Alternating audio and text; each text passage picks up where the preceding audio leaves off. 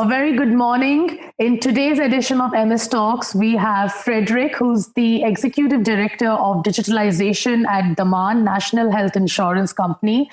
Thank you so much for joining me, Frederik. How are you doing today? I'm very good. I'm happy to be here. Looking forward to a good discussion. How are you? Thank you. Same here. Doing very well. If before starting, you could give me a little small introduction about yourself and your company.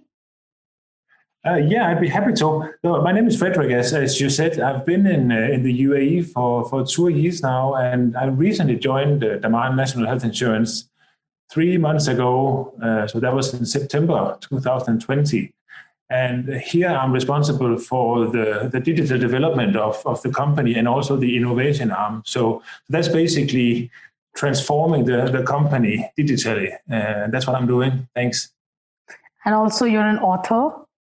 Oh yeah, that is correct. How could I forget? Yeah, I just published the book Insurance Next, which is based on my I would say 25 years experience of transforming businesses. So now obviously it's based on the insurance industry where I've been the last 12 years, but it is basically a book on how do you actually plan and successfully transform a company. Because if you read about it, there's around 75% of all business transformations that they fail. I've been doing a lot of business transformations in my career, and they've all succeeded. So I think I found at least one way of making it work, and I felt the need to share that knowledge. So that's why I wrote the book, and I'm happy because it's been very, very well received. So yeah, that's right. I'm really glad to know that. Congratulations. So I'm not just speaking to an industry expert, I'm also speaking to like a celebrity. So that makes this even more interesting, I think. So, without any further ado, I'd just like to start by saying 2020. I think it's more than enough to just say the name of the year. This year has been everything from challenging to unstable, a year that has been no less than a battle, I think, for everyone, but also for the insurance sector. The market situation prevailed from, what it has been over the last 8 to 9 months. And at least, thankfully, now it's much, much better. But if you can give me an overview of what it has been for you and Daman as an organization. I think the insurance industry is a little different from most other industries because the insurance, the policies are issued from 1 year at a time. So when the lockdown hit, of course the insurance companies we had to close our branches and find ways of engaging with the customers and members virtually, which is challenge number one. But apart from that, the insurance industry did not immediately see a radical drop in demand simply because you had these 1 year policies that you were working with. I would say that now is the time where many insurance companies, they will see a radical change because there's a lot of the policies that are up for renewal that will not be renewed, especially in the smaller company segment, simply because so many companies unfortunately has gone out of business. So they won't be needing it anymore. So now at the time of renewal is where most insurers, they will feel a huge drop in demand. So that is something that's affecting the industry now.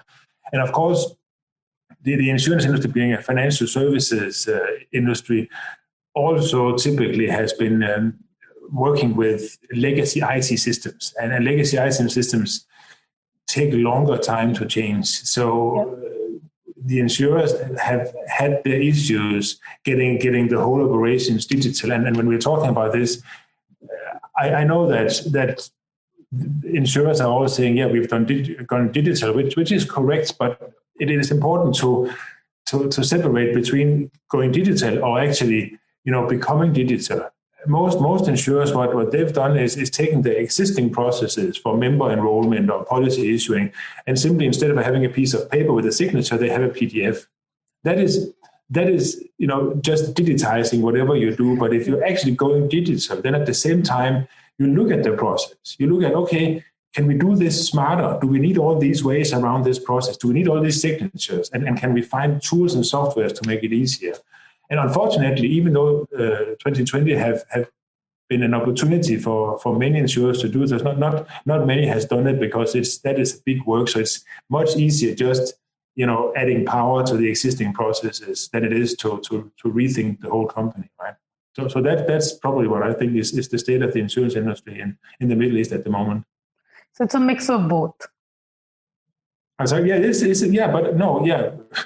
the fewest insurers have actually undergone what, your little populistic can call the digital transformation, because the digital transformation is when you start changing your processes for the better. And the fewest have done this simply because there have been so many other things around the lockdown and the people and the branch closures that the energy or the time has simply not been there to rethink how you do your work, even though that would have been the right way to doing it, because it at the end of the day makes the company so much more flexible, which is one of the things that I see we really need going forward. We haven't seen the tail of this yet, and we may be easing up, we may be seeing some signs of recovery, but there will be fluctuations. And the companies and the insurers that are the most flexible to adjust to these changes in market demand, they're the ones who are going to win the most business. And if you're going to be flexible, you have to have flexible processes, and being a old school financial services industry, your processes will not be flexible. So you need this transformation. So, but I think the fewest insurers have actually done this the right way. I would claim. That is great. So continuing on this to get a better understanding, since you're part of the insurance sector from within, as you like to call yourself, which also means being with an insurer, how do you see the industry responding to the market situation? And, besides digitalization, do you think there are any other challenges the industry is facing right now? No, I think the biggest challenge is what I said. Creating a company that is flexible enough to move with the market demands. The insurance industry is a very important industry, just like the banking industry, because I guess you can say that we are part of taking care of the continuity of businesses. So we simply have to be there to issue the policies, to pay the claims, to make sure that the businesses and people thrive in the industry, in the economy. So of course, this is an obligation, just like banks, insurers, they have to the customers, but even more so also to the country, right? And insurers are all living up to this, which of course we have to. But I think the ones who are succeeding are the ones, as I said, who would have changed their processes to cope with the new, would have changed the way that the organization works from within, because we will see more and frequent changes. Maybe even the authorities will come and put out new directives for how we work in this new economy coming up, and we will have to be very nimble and fast to adjust to this.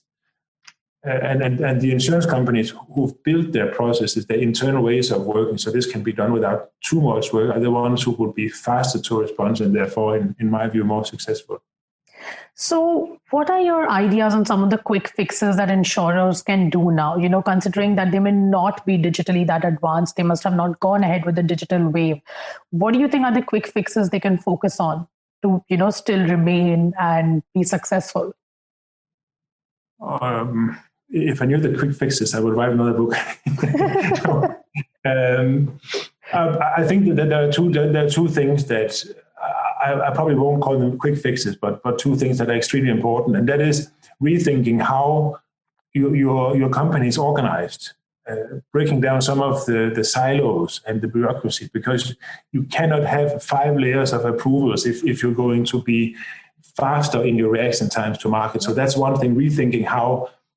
And this is a very, very difficult topic, because people, they're very protective about their businesses, of course. So, and then when we're dealing with humans, it is very difficult to change habits and change ways of working. But this is one thing that is required. Another thing is rethinking how you look at your core IT systems. Traditionally, you would think, okay, if we need a more nimble IT system, we have to change everything. And I think we don't have time to change everything. That's a 5-7 year project. And that's not the time that we have. So a way of rethinking IT is building it's called an API layer around your existing legacy systems, and use that layer to connect new technology to your old systems. Because if you do that, you can focus on buying out-of-the-box IT solutions for customer engagement or e-commerce or complaints management or what have you.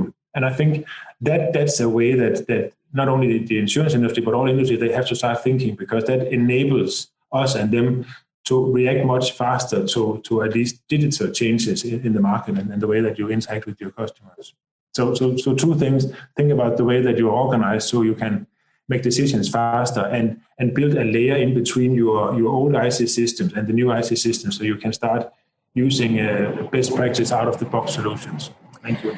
So, Frederik, what do you think that Daman has done different that, keeps it running, keeps it so successful? What is that one key decision that you might have made in terms of digitalization? Because there is no doubt you are at the forefront of digitalization when it comes to the insurance sector. So what do you think is that one thing that you've done right? I think now I've only been with Daman for 3 months, so it's a little early to give you a conclusion. This is what I said about the modularity of the build of the IT system, the way the technical architecture, so to speak, and how you build the foundation of an insurance company. I've done this several times in my previous jobs, and that is the way forward. The way forward is to take the systems that you have and make them as modular as possible, because the second you are capable of separating the modules from each other, then you can also make changes without affecting other modules. And that means that you can start making changes to your process, making changes to your underwriting, making changes to your claims management without interfering in the other sectors. And that enables you to do things faster, because you don't have to do an impact analysis of your changes. So that is a route that we are going, that successful insurers, they have to go, simply because it makes them so much more agile in their ways of digitally responding to markets. Perfect. So now for my last question, with the vaccine, Expo 2020 and a more positive outlook for 2021, what is your outlook for the coming time ahead? I would say I'm cautiously optimistic.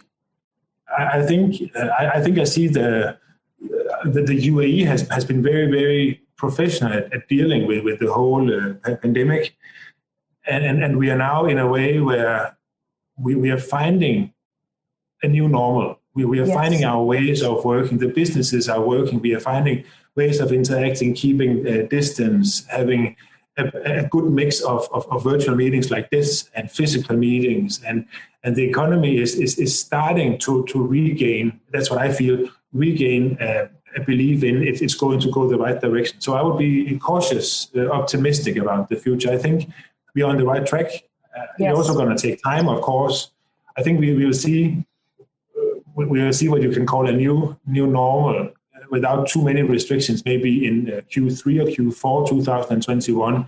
But we will already now start building towards this. So that's my feeling. I think it's light green 2021 from where I'm sitting. Yeah.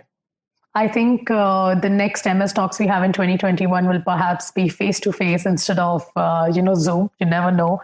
And that's how optimistic I like to be. It already has starting, as you rightfully mentioned, that the process has started towards reaching the new normal, and we can be nothing but positive. At the same time, take care and stay safe. Thank you so much, Frederik, for joining me. This has been a pleasure speaking with you. Thank you very much for having me. It was a pleasure talking to you. Thank you so much, Frederik. Hope to have many more MS Talks with you. Take care. Have a great day ahead. Thank you so much for joining.